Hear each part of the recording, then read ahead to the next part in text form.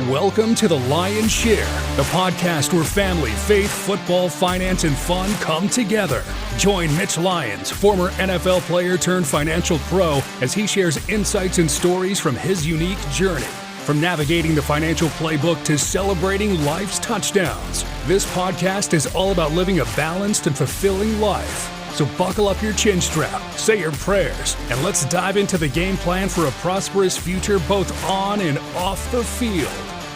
And welcome to The Lion's Share, where we talk family, faith, football, finance, and fun. I'm your host, Mitch Lyons, and I am excited to bring you the latest episode in a series I've been doing, NFL coaching leadership lessons. And today's subject is a guy that's near and dear to my heart, Mike Mularkey, three-time NFL head coach. Many of you know him as a former Bills coach, Jaguars coach, and Tennessee Titans head coach. But back when I first met Mike in 1997, he was the tight end coach for the Pittsburgh Steelers. So kind of a recap of my career. I spent the first 4 years, 93 through 96, in Atlanta, playing for a run-and-shoot offense. June Jones, my last 3 years there after being drafted by Jerry Glanville. You can check out the previous episodes to hear some of my thoughts and things I picked up from those guys. But after June Jones got fired in 96, I was kind of on the outside looking in on the NFL. I didn't have a lot of people knocking on my door. And fortunately for me, the Pittsburgh Steelers finally called and decided to, they wanted to try and give me a tryout and come in for an interview, which I did in the spring of 1997, which I also, during that time, was a tough time. My youngest son was about to be born in May of that year. We knew he had some heart issues, so we're going through a lot during that time, and not having a job wasn't helping. So the Pittsburgh Steelers ultimately signed me, and the reason they signed me, really, in my view, was Mike Mularkey. Mike was a guy that believed in me. He had seen a little bit of film on me from Atlanta, and he appreciated the way I played. Because he really puts an emphasis on toughness and effort, and that was just kind of the way I always played. So, really embraced the opportunity to play for Mike. And, like Bill Cowher, I mean, the whole organization was kind of tough and kind of a tough mindset and playing to the whistle. In fact, one of the things Mike stressed was not only playing to the whistle, but playing to the echo of the whistle. He wanted you to go hard as long as it was, feasible without getting a penalty flag. So we kind of owned that. When I say we, Mark Bruner was the other, starting tight end there. And we were kind of the bookends. And for the Jerome Bettis, ground and pound attack that the Steelers had then. So, Mike, he just, I think he always played that way. Here's a guy that played 9 years in the NFL himself as a tight end. So, number one, he knew what it was like to be a tight end in the NFL, and just a player in general. But this guy, he had a pretty good career in his own right. 9 NFL seasons, 102 catches, 1,200 yards, 9 touchdowns. So he wasn't some bag of beans there. He had some skills and played for the Vikings and Steelers. And I remember him playing, even before, he was 9 years older than me or so.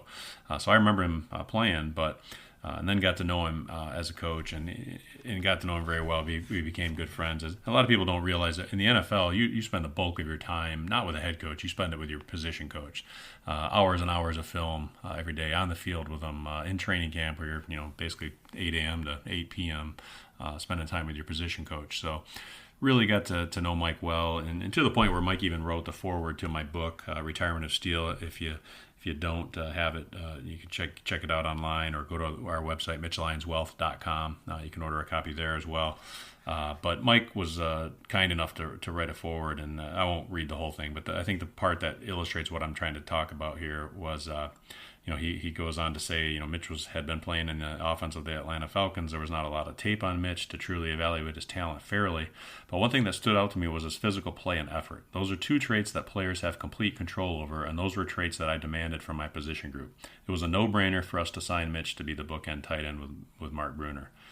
And he goes on to talk about kind of what we did as teammates there. But, that is just something, that mindset of playing to the whistle and having that mental toughness and that physical toughness is something that I've carried, with me throughout the rest of my life, building my business, Mitch Lyons Wealth. You have your ups and downs as a business owner, and it's those skills, that mindset I developed playing football, really has carried forward, and I'm so grateful to have guys like Mike and some of the other coaches I've played for. But I have great memories of Mike, and again, the biggest thing I take from Mike is, he's loyal to an end. Okay, and I think some of that was exhibited. I don't know. I don't know all the story here, but when he left Buffalo, he actually resigned as Buffalo's head coach, and I'll get Mike on here hopefully and talk about it in an interview sometime soon. But I never have actually talked to him about it. But I have the feeling Mike resigned from Buffalo because they wanted him to make changes on his staff, and he just refused to do that and throw guys under the bus. So I think he fell on his sword and just resigned himself. But hopefully I can find that out. But that's the kind of loyalty the guy has. So. But he's a friend, and just like I said, I got to know him on a very personal level. He has very high standards. I mean, he expected, very high performance on a daily basis from all of us, and it became a situation where I felt like I'm letting him down if I didn't give my 100% effort every play. And if you can get an entire team of guys to do that and buy into that, that's where the great teams really shine. And one team in particular, just kind of a quick sidebar that exemplified that was the Denver Broncos in the late '90s with John Elway winning his couple Super Bowls. There was Terrell Davis was a fantastic running back, but Terrell Davis was a 2,000-yard running back, not because of Terrell Davis, and not even because of his great offensive line. He would have been a tremendous 1,400-yard rusher probably with his offensive line. But really set him apart was his receivers. Rod Smith, Ed McCaffrey, those guys blocked like it was their mightiest passion in their life, and they were just crazy blockers downfield, turning 5-6 yard runs into 50 and 60-yard runs. That's really what set Terrell apart, and that didn't go unnoticed as a guy that watched a lot of NFL film. And that's kind of what Mike demanded as well. And with a guy, when he's genuine and he's got your back and he's loyal, you want to go to war with that guy and you want to perform for him. So a few funny stories that stand out for me, because I was backing Mark up. And Mark was a very, very tough football player, but Mark was also one of the nicest guys you'll ever meet. Just a super, super nice guy. I was always the first guy to go over and pick Jerome Bettis up. And it kind of drove Mike crazy, I think, at sometimes, because I feel like he thought maybe sometimes Mark should have stayed on his block a little longer instead of going to pick Jerome up off the ground. And so we're in Philly for a game one time, and Mark, the guy that he was going against was being a real jerk. I can't remember who it was, but being a real jerk, and he kind of done some things, going beyond, taking some swings at people and stuff. Kind of cheap shots, and Mike was getting, I think, frustrated with Mark that Mark wasn't reacting to it quick enough, and he pulls Mark off the field, and he's looking around. He pulls me in and throws me, Mitch, go get him. And I kind of felt like I was like the enforcer on the hockey team, having to come in there and take my gloves off and go, start a little brawl. But he knew he could count on me for that, because I was a guy that wasn't going to let stuff go, and so that's just kind of a funny one I have there. There was another game too where we were playing the Bengals. We're kind of worn them down. I mentioned last episode. Bill Cowher was big on saying the toughest guy in the world is a coward when he's tired. Well, we had worn the Bengals down. Their outside backers had just gotten beat on by Mark and I all day. Jerome was running over them, through them, around them. And they were just to the point where they were just like quitting. They we'd block them to the whistle, and they were just, their body language was just awful. They just had given up.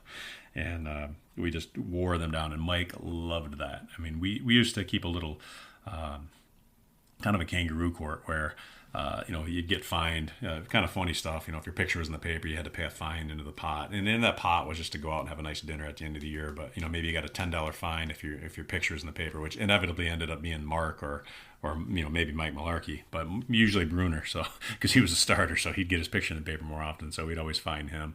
But Mike would put stuff in the game plan, like, hey, if you're on your guy at the whistle, it's $1. If you give him a violent shove at the end of the whistle, maybe it's an extra buck. And if you got what he called the look, which is where the guy's kind of maybe run away from you and you give one final shove and it really ticks him off and he looks back at you like he's going to take a swing, that was a bonus. And if you ever actually got the swing and drew a penalty, then that was like the holy grail of the Mike Mularkey kangaroo court fine system. And so that was a lot of fun. And I took homage with that whole setup, and took a lot of pride in getting the dollars thrown in there. So, and then we go out and have a great steak dinner at the end of the year, celebrate as a position group. So, a lot of fun there. But just a lot of great memories of Mike standing by me. There was a game. I think we were playing the Ravens, and a couple games come to mind, but we were playing the Ravens one game, and we ran a screen to Jerome. I was on the opposite side, and I came across kind of running a drag towards the screen, and I kind of peeled back and towards the line of scrimmage, and there were some linemen coming and didn't see me, and it was over by the sideline, and I completely decleated him. He never saw me coming, and it was kind of right as Jerome was going out of bounds up ahead of me. And I decleated this guy, and it was third down. I knew he hadn't gotten the first down, so I just kind of decleated him, never looked back, and jogged right over and sat down on the bench. Well, then I found out later there was as I sat on the bench, I realized there had been a flag thrown on the play, and they called it on Hines Ward, number 86. So I didn't think much of it, and we come into we ended up losing that game, and we come into the meeting the next day, and Mike kind of sits down next to me. He says, "Hey, did Bill talk to you at all?" And I go, "No, why?" He goes, "Well, I think that penalty was on you." And I go, "What do you mean?" I said, I thought they called it on Hines. He goes, "Yeah, but it wasn't Hines." He goes, "It was you. It was kind of late decleating that guy." And I was like, "Oh." He goes, I stood up for you. I told him it was clean in my eyes and all that. But I never did hear from Bill. He never said anything about it. But that was interesting. Then there was another game where we were playing the Titans. And we were wearing them down. Game was about over, and one of the linebackers took offense to how I was blocking him to the whistle, and he grabbed me by the face and mask. And next thing I know, I'm looking out my ear hole, and just kind of scrambling to get my head out of the helmet so it doesn't rip my head off. And I just kind of came up and swung at him as I did that. And of course, the ref saw that. I get the penalty, and then I get ejected for taking the swing. And then I get over to the sideline, and I realize that's an automatic ejection, and that's an automatic $5,000 fine. Which at that point, I wasn't too happy about having to pay a $5,000 fine. And then, not only to mention that, you have to leave the field. So here I am. I got to jog off the field at Three Rivers Stadium. The crowd's going crazy, and they're waving their terrible towels as I'm jogging off. And the whole time I'm thinking, number one, my 2-year-old son's watching this on TV at home. So I'm not too fired up about having to go home and face him and have to explain why Dad, shouldn't have done what he did. But also I got this $5,000 fine looming over my head. So I appealed it, and what happened was, Cower and Mike put a good word in for me. And fortunately, the TV copy never showed me swing. So when I went into Cower's office to appeal that, he called in to Gene Washington, who was handing out fines at that point for the NFL. And I knew I was in good shape when Bill dials up the number and Gene Washington answers. And he says, "Hey, Gene, Bill Cower here." He goes, "Hey, Billy." And I was like, "All right." And he winks at me. Cower winks at me. And at that point, I felt like I had a pretty good shot of getting out of that fine, which I did. So that was good. But Mike and Bill, both loyal guys, and really... I just really appreciated my time with Mike, and the things I garnered from him, gleaned from him, were toughness, play in, play out, having that mindset that Coach Cower used to talk about as well. Being a friend, right? Good times, bad times. Mike was always level-headed. He never overreacted. Even in the worst of situations, he maintained his calm, his responsibility. I love that word, your responsibility. It's your ability to respond, and that's something I try to focus on. I'm not always great at it, and something I'm trying to improve upon even at this point in my life. But Mike was great at staying calm when everything was going crazy.